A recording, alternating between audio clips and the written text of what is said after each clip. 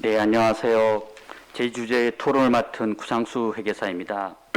저는 먼저 두 분 발표자분들의 좋은 발표 감사히 잘 들었다는 말씀 드리고 싶고요. 저는 상속 증여세 부분하고 사업신탁 부분에 대해서 간략하게 토론하고자 합니다. 먼저 상속 증여세 부분 중에서 수익자 연속 신탁의 위탁자 사망 시 과세 문제에 대해서 발표자분의 고견을 좀 듣고자 하는데요. 우리 발표 자료의 케이스를 보면 전형적인 수익자 연속 신탁 사례를 들고 있습니다. 그래서 위탁자 사망 시 배우자가 수익권자가 되고 배우자가 사망하면 자녀가 원본 수익권자가 되는 사례를 들고 있는데요. 이 사례를 이제 원래 기획재정부 개정세법 자료를 보면 위탁자 사망 시에는 배우자한테 상속세를 과세하고 배우자가 사망하면 자녀에게 상속세를 과세하는 방식이다라는 취지로 설명을 하고 있습니다. 근데 이렇게 만약에 과세를 하게 되면 여러 가지 이제 과세 문제가 생길 수 있는데요. 여러 가지 과세 문제가 어떤 경우에 발생하는지를 케이스별로 보면요. 먼저 첫 번째는 위탁자 사망 시에 배우자에게 전체 신탁의 이익을 과세하고 배우자가 사망하면 다시 전체 신탁의 이익을 자녀에게 과세하는 방식을 설정할 수 있는데요. 이거는 이제 상가를 직접 상속하는 것과 동일한 과세 효과를 누릴 수 있다라는 측면에서 조세 회피가 발생하지 않는다는 장점이 있습니다. 개정세법의 취지도 이거와 유사할 거로 추정이 되는데요. 일본도 뭐 이와 같이 과세를 하고 있습니다. 그런데 이 과세 방식의 문제는 현행 상속세법에서는 상속인은 자기가 받은 재산에 대해서 상속세를 부담하고 그 재산을 한도로 상속세를 내게끔 되어 있습니다. 그래서 만약에 배우자에게 전체 상속 재산에 대해서 상속세를 부과하면 지금 사례에서는 상속 재산이 10억인데요. 그 임대료의 현재 가치를 따지면 1.8억 원 정도 나옵니다. 물론 이제 20년의 기대 여명을 가정을 한 상황이고요. 근데 배우자 입장에서는 1.8억 원의 재산을 받는 것에 불과한데 10억 원 전체에 대해서 뭐 경우에 따라서는 약 5억 원에 가까운 상속세를 내라고 하면 자기가 받는 재산과 상속세 부담액이 불일치하는 경우에 따른 재산권 침해가 발생하는 문제가 있습니다. 그래서 약간 과세가 적절하지 않다라는 비판이 제기될 수 있고요. 그에 반해 그러면 이제 위탁자 사망 시에 배우자가 상속받은 수익권에 대해서만 상속세를 과세하고 배우자가 사망했을 때 전체 신탁 재산에 대해서 자녀의 과세하는 견해도 나올 수 있습니다. 이거는 아까 말씀드린 현행 상속세법에서 상속인이 자기가 받은 재산을 한도로 상속세를 낸다라는 규정은 지키면서 과세를 할 수 있는 방식이 되는데 문제는 이렇게 되면 원본 수익권에 대한 과세가 장기간 지연될 수 있다라고 볼 수 있습니다. 아까 강남규 변호사님께서도 말씀하셨듯이 만약 수익권자를 순차적으로 연속을 시킬 경우 이론적으로 한 수십 년 또는 100년 이상의 기간 동안 우리나라는 어쨌거나 상속 기간에 대한 제한이 없기 때문에 원본 수익권에 대해서 과세 회피가 생길 수 있다라는 문제가 있을 수 있고요. 그다음 이제 아까 강남규 변호사님께서 이제 얘기해 주신 3설은 위탁자 사망 시에 배우자와 자녀 모두를 상속세 납세 의무자로 하는 방식이 됩니다. 이 경우에는 이제 모두가 이제 상속세 납세 의무자가 되기 때문에 조세 회피는 발생을 하지 않는데요.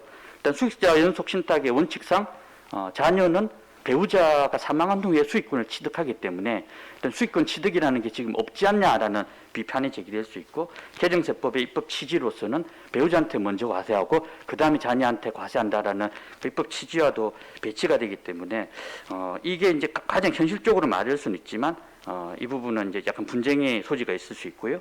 또 이론적인 측면에서 봤을 때 수익자 연속 신탁에서 수익자가 현존할 것을 필요로 하지 않습니다. 그래서 수익자를 배우자, 자녀, 손자녀, 증손자녀 이렇게 쭉 출생하지 않는 자녀들까지 손자녀, 후손까지 지정을 하고 맨 마지막 한 5세, 5대 후손을 원본 수익권자로 지정을 했을 때 과연 그 원본 수익권자는 태어나지도 않았기 때문에 상속세 납세를 부담시키기 어렵다는 그런 한계도 있는 것 같습니다. 그래서 이런 여러 가지 과세 방식이 있는데 발표자께서는 어떤 의견을 가장 합리적이라고 보는지 의견을 한번 구해보고 싶고요.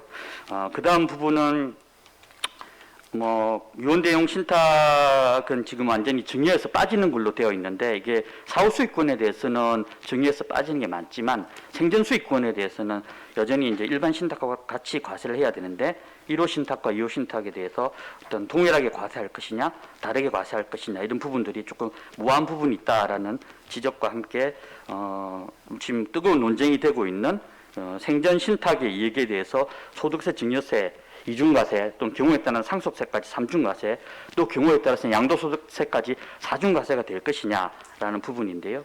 개인적인 견해를 드리면 어쨌거나 양도라는 것은 유상으로 대가의 수수가 있어야 되기 때문에 일단 신탁 설정 단계에서 최소한 유언 대용 신탁과 수익자 연속 신탁은 무상이기 때문에 양도소득세를 과세하는 건 부당하다.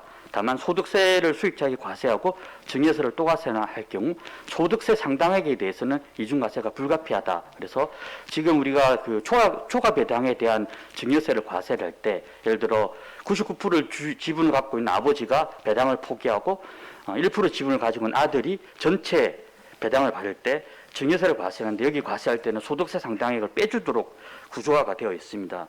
그런 측면에서 보면 이 신탁의 이익에 대해서도 최소한 소득세 상당액에 대해서는 이중과세 조정이 필요하지 않을까라는 생각을 하고 있습니다. 네, 여기까지 말씀을 드리고요. 사업신탁에 대해서는 간략하게 말씀을 드리겠습니다. 사업신탁의 아직까지 제가 이제 사업신탁 연구를 2011년부터 시작을 해서 한 10년 정도 된 상황이고요. 최근에 와서 가장 논의가 활발한 것 같아서 감회가 새롭긴 합니다.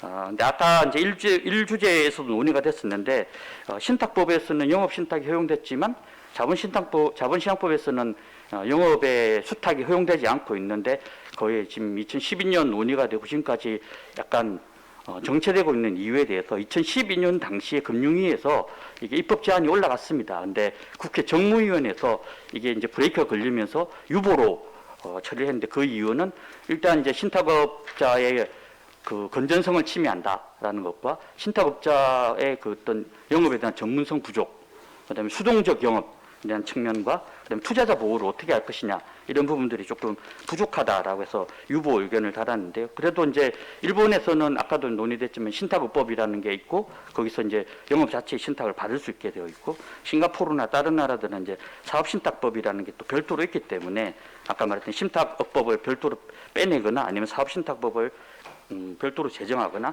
또는 이제 자본시장법 개정이 가능하다면 그런 방식을 통해서 일단 사업신탁을 신탁업자에게 수탁할 수 있는 어떤 그런 장을 열어야 이게 뭔가 시장이 열리지 않을까, 이렇게 생각을 합니다. 그래서 어떤 법제 개선이 필요하다는 생각이 들고요. 세제 개선도 필요합니다. 현재 지금 법인관세 신탁이 들어와 있지만 굉장히 사업 신탁을 포괄하기에는 조금 절름발이인 상태입니다. 사업 신탁이라는 것 자체가 아주 계약 구조이기 때문에 사업 신탁을 통해서 어떤 기회도 생기지만 조세회피도 가능할 수 있기 때문에 이 모든 것을 포괄할 수 있는 과세 제도가 필요하지 않을까라고 생각을 하고요. 그래서 이제 사업 신탁에 대해서는 이제 다양한 과세 방식이 필요한데, 발표자께서는 이제 지배 통제권에 따른 과세 방식을 제안해 주셨는데, 저도 기본적으로 이 방법이 타당하다고 생각합니다. 근데 입법적인 측면에서 아까 강남규 변호사님은 지배 통제권 이런 단어가 조금 부적절하지 않냐라고 표현을 하셨는데, 그럴 수도 있고요. 근데 이게 계약이다 보니까 이 계약이 다양한 방식으로 일단 조세회피로 이루어질 수 있기 때문에 이거를 어떻게 과세할 건지는 조금 논의가 필요할 것 같습니다. 그래서 지배 통제권을 어떻게 정의할 것인지, 좀 구체적으로 정의할 건지 포괄적으로 정의할 것인지, 이런 부분에 대한 논의도 필요하고요. 과세 방식 역시 어떤 위탁자 과세, 수익자 과세, 수탁자 과세 이렇게 갈 것이냐, 아니면 법인 과세에다가 지급배당 소득공제를 포괄할 것이냐, 또는 경우에 따라서는 동업기업 과세 특례를 어떤 적절하게 활용할 것이냐, 이런 부분까지도 충분한 논의가 필요할 것 같습니다. 그리고 마지막으로 사업신탁이 이제 조세회피의 수단으로 악용될 수 있는 장치도 필요할 것 같습니다. 계약이기 때문에 어떤 신탁의 계약적 특성을 이용해서 어떤 조세회피의 수단으로 어떤 사업신탁을 활용하지 않도록 어떤 포괄적인 제재 규정도 필요하고, 현행 법인세법상 부당이익 계산 부인 규정과 같이 개별적 조세회피 규정도 마련해 두는 것이 좋지 않을까라고 생각을 합니다. 네, 저는 이상으로 제 토론을 마치도록 하겠습니다. 감사합니다. 네.